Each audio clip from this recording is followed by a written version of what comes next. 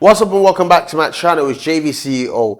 So this video, we're going to talk about money. We're going to talk about savings, because the truth is I have a lot of normal people following me, watching my channel, getting inspiration from my channel. And a lot of you guys actually hit me up on a personal basis telling me your money issues. So in this video, I'll try and address that and tell you how to sort of not just build your savings, but how to manage your debts and so on and so forth. So I think when it comes to money, knowledge is one thing and very important. The first thing you have to do if you're looking to start saving more money is, firstly, you need to understand your debt. Before you even start saving money, you need to understand your debt. What do I mean by understanding your debt? Firstly, understanding what bad decisions you make that gets you in debt, but also understanding what kinds of debts you have around. There are people that are watching this video now and they do not know what all their debts are. If you sat me down and you asked, JV, what are your debts? I'll tell you, I owe this, I owe that, I owe this mortgage, I owe this credit card, I know all my debts. I know all my debts, and so I'm able to service it. And, which kind of leads me into something that I mentioned in my past video. If you're not in the know, if you're not aware, you would never be in a position to service these debts, if that makes any sense, because it goes to the back of your head. You have to make sure that it's prevalent in your mind. So understanding your debt is one thing. And part of understanding your debt includes, being in touch with the companies you owe. Don't just say, oh, you know what, I'll open the letters later. Those red letters, open them now. Pause this video right now and go and open those letters. Because the more you leave the letters, the more, additional costs are added on and so on and so forth. So that's the number one thing when it comes to saving your money. And from there, I'll move on to point number two. In terms of point number two, it's quite simple again. Where saving money is really doing the basics and doing it really well. Literally, that is what saving money is about. So number two would be reducing your outgoings. I know people that have limited funds, but the lifestyle that they lead, you would think that they were multimillionaires. So it's the little things, from your like smoking cigarettes to the more expensive things, a lot of dinner dates and clubbing and so on and so forth. Once you start to cut down your expenditure, you start to realize, oh, I have extra money to actually put away for a rainy day. So it's the basics. It's doing the basics, but doing the basics really well. So go and write down your things. What is irrelevant? For example, I know my bad habits. I love food a lot. So instead of cooking in the house, I'm always doing takeaways. I live in the restaurants, and this is very, very poor habit. Another very important point on that same note is finance cars. A lot of you, you're earning £2,000 a month and you're driving around in a £500 a month BMW or Mercedes Benz. That's 25% of your income. How do you expect to ever become somebody spending money like that? I think cars are one of the biggest killers of youths, because there's that urge to look the part. You want to come out in a German, you want to come out in a Range Rover, and I think that's just stunting your growth. Do the maths on that. £500 times 12 is £6,000 a year. Times that by 3 is 18,000. That 18,000 is enough to get you a property. That property you would have got probably would have cash flowed you, who knows, probably about £600 a month. So I think finance is the biggest killer. And I think moving on from that, I think my third point, if you want to save more money, is quite basic and it's quite, right in your face. It's increasing your monthly income. So if you only have a job at the moment, try and figure out what else you can do on the side. Whether it's a side hustle, whether it's a growing business, figure out what else you can do. Take me, for example. I will tell you guys what my cheat code was, right? My cheat code was, obviously I've always been hustling, right? Then I graduated and I took a full-time role working in a leadership position for in retail. But whilst I was doing that, I actually was also in parallel mode. I was building a commercial cleaning company. My commercial cleaning company operated in central London, which was where my work location was. But as time went on, due to the focus that I put on my business, I actually started to earn double my income from my commercial cleaning company. So if I had just depended on my work I probably wouldn't be where I am today. I would never have been able to make the money to make certain moves that I made at a very young age. So I think having that parallel business along with my employment was key. So that's what I mean by increasing your income.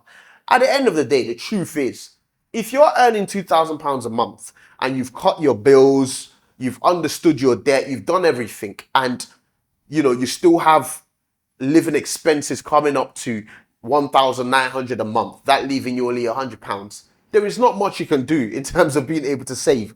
So if you really want to get ahead and, like energize your progress and, get to places quicker, I would say learn to start making more money. That's it. So I don't want you guys to take this video and start doing trivial things like, cutting out your Netflix. Those are things that makes life bearable. I'm not, if you realize, never told you to cut your Netflix out. So keep your Netflix, right? Because these are things that makes life bearable. What you should be doing instead is thinking of ways to make more money. Because if you make more money, you're not going to bother about the little things. Your Amazon subscription, your Netflix, your Apple Music. Those are things that makes life very bearable. But anyways, that takes me on to the fourth point. You have to be in a position where you articulate your expenditure in advance. Probably 90%, or if not 95, or even 99% of you guys watching this video right now, yes, I'm talking to you. Some of you, or in fact, almost all of you, don't have an Excel sheet where you actually do any level of budgeting. If you don't budget your money, if you don't check it, how do you master it? You can never master your money. You can never be a master of money until you start to use Excel sheets and you're able to actually document and understand what goes in, what comes out. For example, last month I spent a lot of money on food. I spent a lot of money on takeaway. So this month I'm like, you know what? I've got to pause on that and I've got to, cook more. But if I never tracked it, I would never know that those are areas that I need to sort of improve on, if that makes any sense. Which then leads me on to point number 5, which is extremely crucial. I've always done this point since probably, I'd say, since I was even 16. Limit accessibility to your funds. It's that simple. When you have access to it, you spend it. No matter how disciplined you are, when the money is there, there's a saying in my language that basically translates to, man and money don't mix. When the money is there, you spend it. Even me, as advanced as I am, whenever I can, when the money comes in, I go and buy a deal. I go and invest it. I do something with it. I try not to leave a lot of money in my possession for 2 reasons. Firstly, it prevents you spending it, because if it's there, you start to have nonsense excuses that, you ought to spend the money on. That's number 1. Number 2, that a lot of people don't know is when you actually limit accessibility to your money intentionally, it forces your brain into genius mode. You start to think about how you replace the money that you've just removed from your possession, if that makes any sense. So whether you want to save it in physical cash, maybe do things like maybe save it in gold bars, save it in silver bars. Just limit accessibility to your money.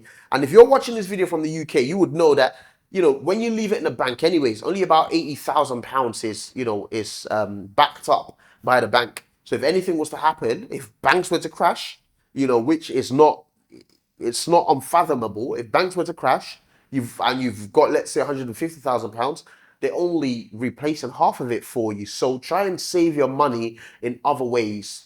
This then forces you to invest your money as well, because by limiting accessibility to it, you're investing it.